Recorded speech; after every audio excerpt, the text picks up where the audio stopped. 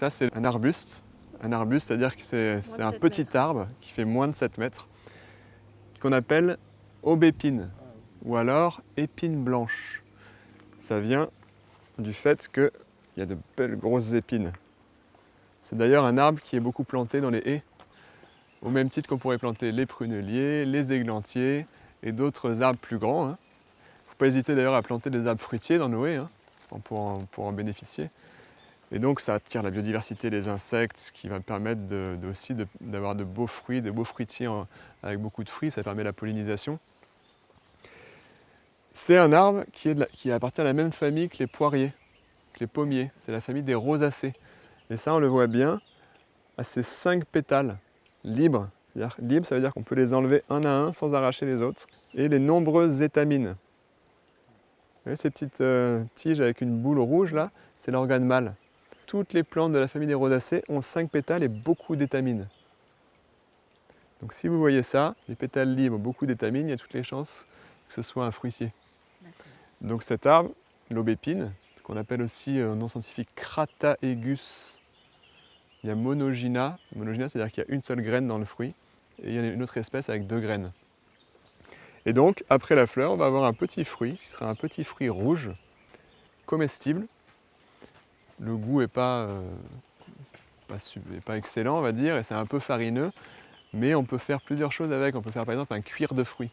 Au presse-purée, vous récupérez la pulpe, vous l'étalez, vous la séchez, et ça va concentrer en séchant les sucres, et ça fait comme une sorte de pâte de fruits à grignoter, c'est très sympa.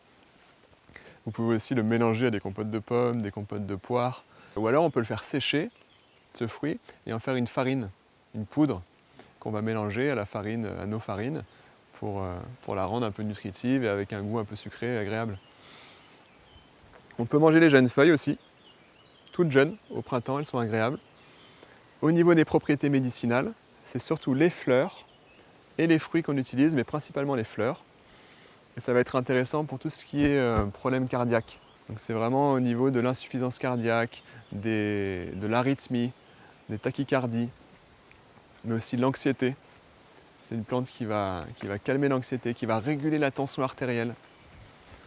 C'est vraiment une plante qui aussi, voilà, quand on a du stress et que ça impacte le cœur, voilà, on a des stress et que tout de suite on sent que notre cœur s'emballe, c'est une plante pour nous.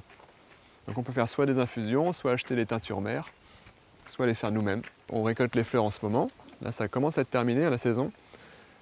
Ensuite, on va les faire sécher chez soi. Et à la saison des fruits, c'est-à-dire fin d'été, début d'automne, on va récupérer les fruits et les faire sécher aussi. Et ensuite, on pourra mélanger les deux. Faire des infusions avec, par exemple, 3/4 de fleurs, 1/4 de fruits.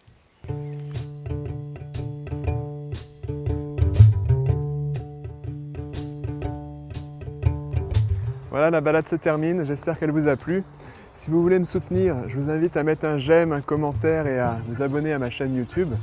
Et si vous voulez venir faire des balades avec moi dans la nature, eh ben vous pouvez aller sur mon site internet, lechemindelaNature.com, regarder mon calendrier et puis à bientôt.